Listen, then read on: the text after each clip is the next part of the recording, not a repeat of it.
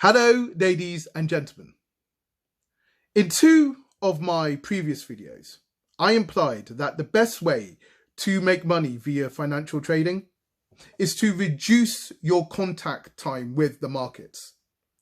The videos in question are: number one, why do most traders fail? And number two, the merits of trading part-time whilst working full-time. I will leave a link to the videos down below. So, from a mindset perspective, how can short-term traders apply this concept of reduced contact time? Well, if you are a short-term trader, then you should view yourself as a trading desk manager, and you should view each of your trade ideas as individual traders. So, if you want to maximize your long-term profits, then how should you manage your trading desk? Or perhaps a more interesting question would be, how should you allocate your limited pool of cash to your traders? Well, firstly, if a trader were to ask you for a cash allocation, then you would probably want the trader to make a detailed and comprehensive case for their trade idea. You would want your trader to present evidence that supports their argument. And you would want this evidence to include economic analysis, participant analysis, fundamental analysis, catalyst analysis, volatility analysis, etc., etc.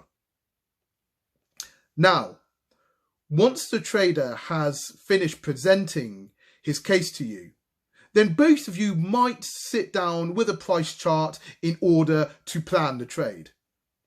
But if a trader asks for money just by showing you a price chart, then you would probably reject their request. So let's say that one of your traders presented a strong argument for a trade idea and a strong trading plan. And as such, you decide to give them some money. Obviously, the size of their cash allocation would probably be proportional to the strength of the trader's supporting evidence. Furthermore, and perhaps even more importantly, once the trader got the money, you would probably still need to monitor them. You would understand that good market timing requires a certain level of patience, because this aspect of trading is pretty much a matter of trial and error. However, you would be extremely disappointed if the trader were to lose all of their cash allocation. In fact, if this were to happen, then you would probably fire the trader. Why? Because behind every big drawdown, there is a big opportunity cost. Therefore, you would probably encourage your traders to test the validity of their trade ideas via the use of probing trades, because it is easier to recover from lots of little trades than it is to recover from one big losing trade. Consequently, at any given time, you would want different members of your trading desk to be working on different trade ideas.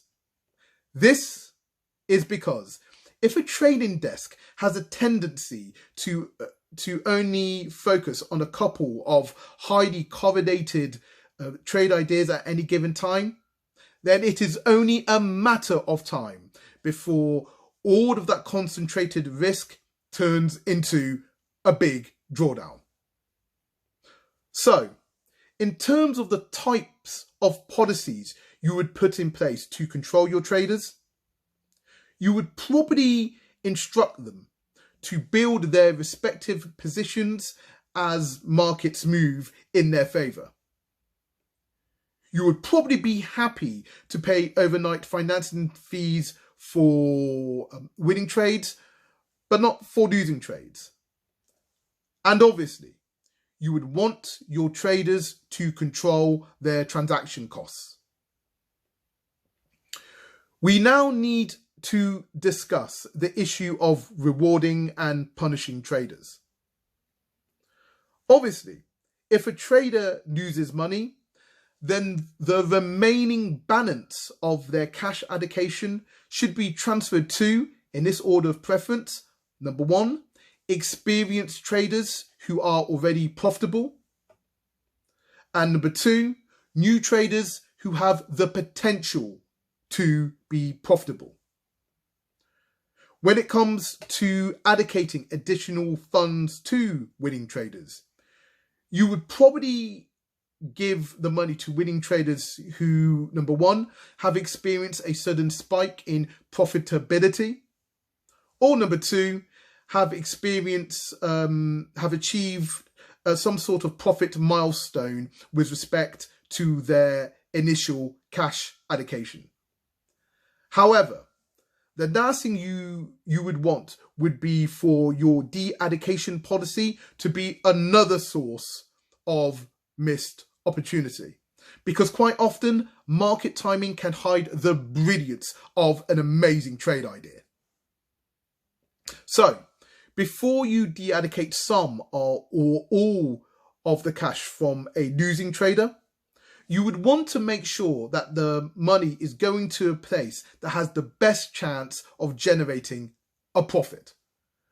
However, in our imaginary scenario, it would be wise to remember that dealing with winning traders can be just as tricky as dealing with losing traders, because winning traders can very easily become losing traders. In fact, you would probably only allocate more cash to winning traders who have locked in their profits. In other words, winning traders who have guaranteed profits would get more money than winning traders who don't have guaranteed profits. Furthermore, when it comes to winning traders, we wouldn't ask them to cap their performance via the use of price targets or time limits, though we might use these sorts of tools with our losing traders.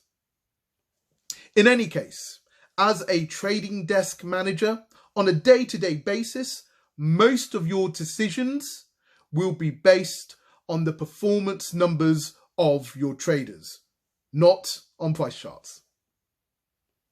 Conclusion. If you are a short-term trader, then I hope my trading desk metaphor will provide you with a sort of insights that will make a big difference to your trading. For more insights, then please watch my video titled How to Become an Intelligent Trader and Investor. I will leave a link to the video down below. Thank you for your time and happy trading.